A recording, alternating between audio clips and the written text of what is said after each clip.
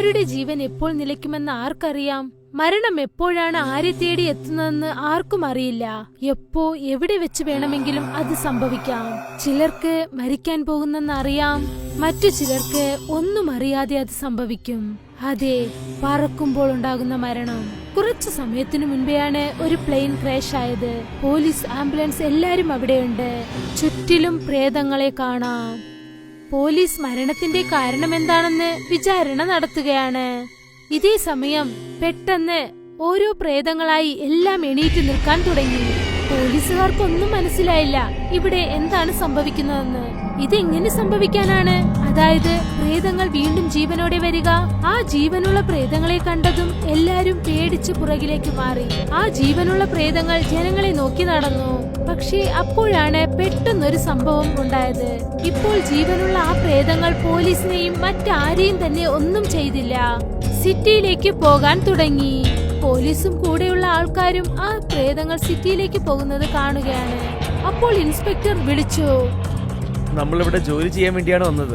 അവര് പോയിക്കൊണ്ടിരിക്കുന്നത് നിങ്ങൾ കാണാൻ പോവുകയാണോ? ഇല്ലെങ്കിൽ ഇതിനെ പറ്റിയുള്ള കാര്യങ്ങൾ നിങ്ങൾ അറിയാൻ പോവുകയാണോ? നമുക്ക് കാരണം എന്താണെന്ന് അറിഞ്ഞേ പറ്റൂ. ഇവരൊക്കെ മരിച്ചു പോയിട്ടുണ്ടെങ്കിൽ ഇവരെങ്ങനെയാണ് മരിച്ചത്? പിന്നെ പെട്ടെന്ന് എങ്ങനെ ജീവൻ വന്നത്? ഈ ചോദ്യങ്ങൾക്കൊക്കെ ഉത്തരം നമ്മൾ എത്ര പെട്ടെന്ന് കണ്ടുപിടിക്കുന്നോ വളരെ എളുപ്പത്തിൽ തന്നെ നമ്മൾ കേസ് സോൾവ് ചെയ്യാൻ പറ്റും.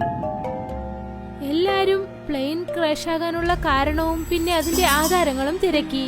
അവർ നോക്കിയപ്പോൾ എല്ലാ വശത്തും ഒരുപാട് രക്തമായിരുന്നു. അപ്പോഴാണ് അവർക്ക് താഴെ കിടക്കുന്ന ഒരു പ്രേതം കണ്ണിൽപ്പെട്ടത്. അതിന്റെ തലയില്ലായിരുന്നു, പിന്നെ അതിന്റെ കയ്യിൽ ഒരു പെൻഡ്രൈവ് ഉണ്ടായിരുന്നു. കോൺസ്റ്റബിൾ ആ പെൻഡ്രൈവ് എടുത്തു, എന്നിട്ട് അതിനെ ഇൻസ്പെക്ടറിന്റെ കയ്യിൽ കൊണ്ടുപോയി. സാർ ഇത് നോക്കൂ, ഞങ്ങളെ ജോലി ചെയ്യാൻ സമ്മതിക്കൂ. കുറെ നേരമില്ല ഞങ്ങക്ക്. സാർ ഒരു സെക്കൻഡ് നോക്കണം. ഈ പെൻഡ്രൈവിൽ എന്തെങ്കിലും ആധാരം ഉണ്ടെങ്കിലോ? ശരി, പോയി ഒരു ലാപ്ടോപ്പ് എടുത്തിട്ട് വരൂ.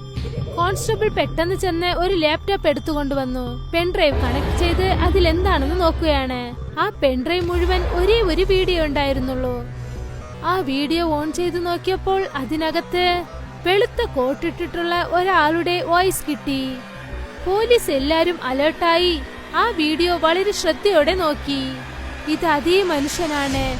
അദ്ദേഹത്തിന്റെ തല മുറിഞ്ഞ് അദ്ദേഹം താഴെ കിടക്കുകയാണ്. സാർ, ഇദ്ദേഹം ആരാണെന്ന് എനിക്കറിയാം. ഇദ്ദേഹത്തിന്റെ പേര് പ്രൊഫസർ അഗർവാൾ. ഇയാൾക്ക് നല്ല പേരുണ്ട്. ഇദ്ദേഹം ഒരു വലിയ സയന്റിസ്റ്റാ പറയുക. അതായത് ഇദ്ദേഹം... വീഡിയോ തുടങ്ങി. എല്ലാരും വളരെ ശ്രദ്ധയോടെ കേൾക്കുകയാണ്. നിങ്ങൾ ഈ വീഡിയോ കാണുകയാണെങ്കിൽ ഞാൻ മരിച്ചു എന്നാണെന്ന് അർത്ഥം. പക്ഷെ നിങ്ങൾക്ക് ആർക്കും അറിയില്ല ഞാൻ എത്ര വലിയ പ്രശ്നമാണ് ഉണ്ടാക്കിയിട്ടുണ്ടെന്ന്. ഞാൻ നിങ്ങളോട് ക്ഷമ ചോദിക്കാം. ഞാനിതൊന്നും വേണമെന്ന് ചെയ്തതല്ല. ഞാൻ ഒറ്റ പ്രാവശ്യം എൻ്റെ കുടുംബത്തെ കാണണമെന്ന് വിചാരിച്ചു. 7 വർഷത്തിന് മുമ്പ് ആക്സിഡന്റിൽ എൻ്റെ ഭാര്യ പിന്നെ എൻ്റെ 2 പെൺകുട്ടികളും മരിച്ചുപോയി. കാരണം ഞാനൊരു സയന്റിസ്റ്റ് ആണ്. എനിക്കറിയാം ശരിയായ DNA സാമ്പിൾ കിട്ടിയ ക്ലോണിങ് ഉണ്ടാക്കാൻ പറ്റുമെന്ന്. അതുകൊണ്ട് മരിച്ചുപോയ എൻ്റെ കുടുംബത്തിന്റെ DNA ഞാൻ ഭദ്രമായിട്ട് വെച്ചിരുന്നു. എനിക്ക് ഉറപ്പാണ് എന്നെ കൊണ്ട് തീർച്ചയായിട്ടും ചെയ്യാൻ പറ്റുമെന്ന്. എൻ്റെ അടുത്ത് അറിവുണ്ട്, പക്ഷെ എൻ്റെ അടുത്ത് കാശില്ലായിരുന്നു. അതുകൊണ്ട് റിസർച്ചിന് ആവശ്യത്തിന് വേണ്ടി കാശ് ചേർക്കാൻ അവരുടെ അടുത്ത് ഒരു ഒത്തിരിപ്പൊക്കണമെന്ന് വിചാരിച്ചു. അതായത് എന്നെ പോലെ കുടുംബത്തിന് ഇല്ലാത്തവർ അവരുടെ അടുത്ത് കുറെ കാശുണ്ടായിരുന്നു. ചില വർഷങ്ങൾ വിടാതെ ഞാൻ ശ്രമിച്ചപ്പോൾ എന്റെ അധ്വാനത്തിന് ഒരു പ്രതിഫലം കിട്ടി. ക്ലോണിങ്ങിന്റെ പ്രോസസ്സും സ്റ്റാർട്ടായി. ഞങ്ങൾ ഓരോരാളായിട്ട് മൊത്തം 22 പേരെ ക്ലോൺ ചെയ്തിരുന്നു. എനിക്ക് ഓർമ്മയുണ്ട്, അന്നത്തെ ഒരു ദിവസമാണ് ആദ്യത്തെ ഡെലിവറി ആയിരുന്നു. ഞങ്ങൾ ഒരു കൊച്ചിനെയും ഡെലിവറി ആയിട്ട് ചെയ്യാൻ വിചാരിച്ചു. അവർ വളരെ സന്തോഷത്തോടെ ആ കുട്ടീനെ വാങ്ങാൻ വേണ്ടി വന്നു. അവന്റെ അച്ഛനമ്മ അവരുടെ അടുത്ത് വന്നപ്പോൾ ആ ചെക്കൻ എന്ത് മൃഗം പോലെ അനുഭവിച്ചെന്ന് ഞങ്ങൾക്ക് മനസ്സിലായില്ല. പിന്നെ അവൻ സർജിക്കൽ നൈഫ് കൊണ്ട് അവന്റെ അച്ഛനമ്മനെ കുത്തിക്കൊന്നു. അവർ കൊന്നതിന് ശേഷം അവരുടെ ചോരയൊക്കെ അവനെടുത്ത് കുടിക്കാൻ തോന്നി. എങ്ങനെയോ ഒരു വഴിയായിട്ട് ഞങ്ങൾ പിടിച്ചു വെച്ചു. പിന്നെ ഞങ്ങൾ അവനെ കണ്ടെയ്നറിൽ അടച്ചു വെച്ചു. അപ്പോഴാണ് എനിക്കൊരു കാര്യം മനസ്സിലായത്. ഞങ്ങൾ എവിടെയോ ഒരു തെറ്റ് ചെയ്തിട്ടുണ്ട്. പിന്നെ ഞങ്ങൾ ഉണ്ടാക്കിയ കുടുംബ ക്ലോണൊക്കെ അവർ രക്തദാഹത്തോടെ ഉണ്ടാവുമായിരുന്നു. ഒരു തെറ്റായിട്ട് കാര്യം ചെയ്യണമെന്ന് എൻ്റെ ആഗ്രഹമല്ല, പക്ഷേ തെറ്റ് നടന്നുപോയി. കാര്യങ്ങളൊക്കെ കൈവിട്ടു പോയിരുന്നു. ആ 22 പേര് അവർ കുടുംബത്തിലേക്ക് ചേർക്കാൻ വേണ്ടി പോയി. പക്ഷെ ആ 22 പേരും കുടുംബത്തിൽ ചോരേന്റെ ദായത്തിന് വേണ്ടി നിൽക്കുകയായിരുന്നു. അത് എന്റെ തെറ്റ് തന്നെയായിരുന്നു. ഞാൻ നേച്ചറിനെ എതിർത്ത് ചെയ്തത് തെറ്റാണ്. അതായത് എന്റെ കുടുംബത്തെ ഞാൻ വീണ്ടും കൊണ്ടുവരണമെന്ന് വിചാരിച്ചത് മഹാ തെറ്റ് തന്നെയാണ്. ഇത് നടക്കാനുള്ള മൊത്തം കാരണം ഞാൻ തന്നെയാണ്. പിന്നെ ഇതൊരു മുടിവിന് കൊണ്ടുവരുന്നതും എന്റെ കടമ തന്നെയാണ്. ഈ കാര്യമൊക്കെ ഞാൻ എന്റെ മറ്റേ പാർട്ട്നേഴ്സിന്റെ അടുത്ത് പറഞ്ഞാൽ അവർ തീർച്ചയായിട്ടും ഇത് സമ്മതിക്കില്ല. അതുകൊണ്ട് ഞാൻ ആരടുത്തും പറയാതെ ഈ ക്ലോൺസ് ഒക്കെ ഞാൻ എന്റെ എയറോപ്ലെയിനിൽ അടച്ചു വെച്ചു. അവരെ എത്രയും പെട്ടെന്ന് നല്ല ഉയരത്തിൽ ഞാൻ കൊണ്ടുപോയി. പിന്നെ അവിടെ എന്റെ മരണം ചേർത്ത് എല്ലാവരും കൊല്ലണം എന്ന് വിചാരിച്ചു. ഈ പെൻഡ്രൈവ് നിങ്ങൾക്ക് കിട്ടിയാൽ ഞങ്ങൾ എല്ലാവരും മരിച്ചു എന്ന അർത്ഥം. നിങ്ങൾ ആർക്കും ഒരു പ്രശ്നം വരില്ല, നിങ്ങൾ പേടിക്കണ്ട. ഇതോടെ ചേർത്ത് നിങ്ങൾക്ക് ഒരു ലിസ്റ്റും കിട്ടും. അത് ഓരോരാളുടെ കുടുംബത്തിന്റെ പേരുണ്ടാവും. ഇത് എല്ലാവരുടെ അടുത്തും നിങ്ങൾ അവരുടെ അടുത്ത് പറഞ്ഞ് എന്റെ ക്ഷമ നിങ്ങൾ അവരുടെ അടുത്ത് പറയണം. ഒരു പക്ഷെ നിങ്ങൾക്ക് പെൻഡ്രൈവ് കിട്ടിയിട്ടും ഞങ്ങൾ ആരും മരിച്ചിട്ടില്ലെങ്കിൽ പിന്നെ നിങ്ങൾക്ക് ഒരു വലിയ പ്രശ്നം തന്നെയാണ്. അതിനും ഞാൻ മാപ്പ് ചോദിക്കുന്നു. നിങ്ങൾ എല്ലാവരും എന്നോട് ക്ഷമിക്കണം. ഇത്രയും പറഞ്ഞ് പ്രൊഫസർ തന്റെ വാക്കുകൾ നിർത്തി. ഒപ്പം തന്നെ വീഡിയോയും തീർന്നു.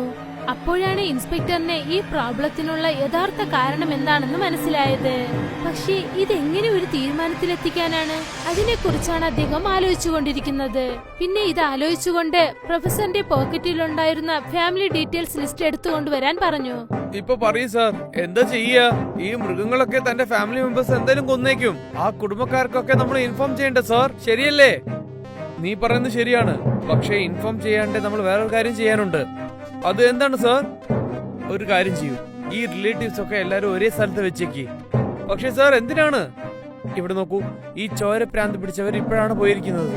ആദ്യം അവരെയാണ് കണ്ടുപിടിക്കേണ്ടത്. പക്ഷെ അവർ കണ്ടുപിടിക്കുന്നത് വളരെ കഷ്ടമാണ്. അതേ സമയത്ത് എല്ലാ റിലേഷനും ഒരേ സ്ഥലത്ത് വെച്ചാൽ അതിനുശേഷം നമ്മൾ എല്ലാവരും കുറച്ചു നേരം കാത്തിരുന്നാൽ എന്റെ കണക്ക് ശരിയാണെങ്കിൽ ഈ ചോരപ്രാന്തന്മാരൊക്കെ തന്റെ കുടുംബത്തിന്റെ ചോര കുടിക്കുന്ന പകരം അവരൊക്കെ ഒരേ സ്ഥലത്തൊന്ന് ചേരും. പിന്നെ നമുക്ക് എന്തെങ്കിലും ചെയ്യാൻ ഒരു വായ്പും കിട്ടും. മനസ്സിലായോ? സിറ്റിയിലുണ്ടായിരുന്ന എല്ലാ പോലീസും ആ ജോലിക്കായി ഇറങ്ങി. റിലേറ്റീവ്സ് എല്ലാരെയും ഒന്നിച്ചു ചേർത്തു. പിന്നെ അവരെല്ലാരെയും ഒന്നിച്ചു ചേർത്ത് കൊണ്ടുവരാൻ സിറ്റിന് പുറത്തുള്ള ഒരു വലിയ ബിൽഡിംഗ് വാടകയ്ക്കെടുത്തു. ഒരുപക്ഷെ എന്തെങ്കിലും പ്രശ്നമുണ്ടായാൽ അത് കാരണം സിറ്റിയിലുള്ളവർക്ക് യാതൊരു ബാധിപ്പും ഉണ്ടാകാതിരിക്കാൻ വേണ്ടി അവരെല്ലാരെയും തന്നെ ഒരു കണ്ണാടി ബോക്സിൽ അടച്ചു വെച്ചു. ഇൻസ്പെക്ടർ എന്താണോ കരുതിയത് അതുപോലെ തന്നെ കാര്യങ്ങൾ പതുക്കെ പതുക്കെ നടന്നു തുടങ്ങി. എല്ലാരും, അതായത് അവരവരുടെ റിലേറ്റീവ്സിന്റെ മേലിൽ ദേഷ്യമുള്ള ആ മൃഗങ്ങൾ അവരെ തേടി അവിടെ എത്തി. പിന്നീട് ആ കണ്ണാടി ബോക്സിന്റെ പുറത്ത് വന്നു നിന്നു.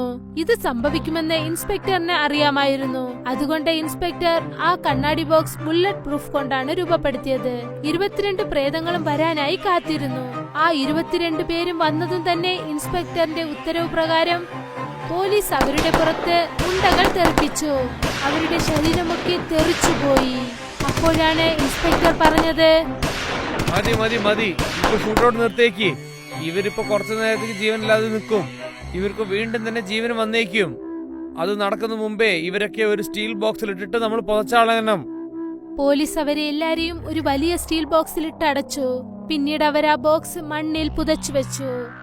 ഈ ജോലി കഴിഞ്ഞതിന് ശേഷം കോൺസ്റ്റബിൾ ചോദിച്ചു, സാർ, എനിക്കൊരു കാര്യം മനസ്സിലാവുന്നില്ല. എന്തിനാ ഇവരൊക്കെ നമ്മൾ ഭൂമിയിൽ വച്ചിരിക്കുന്നത്?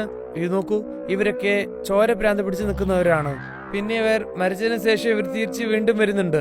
ഒരു പക്ഷെ നമ്മൾ ഇവരെ വെട്ടിയിട്ടാലും അവർ വീണ്ടും തിരിച്ചു വരാനുള്ള ചാൻസസ് ഉണ്ട്. നമ്മൾ അങ്ങനെ ആലോചിക്കണം.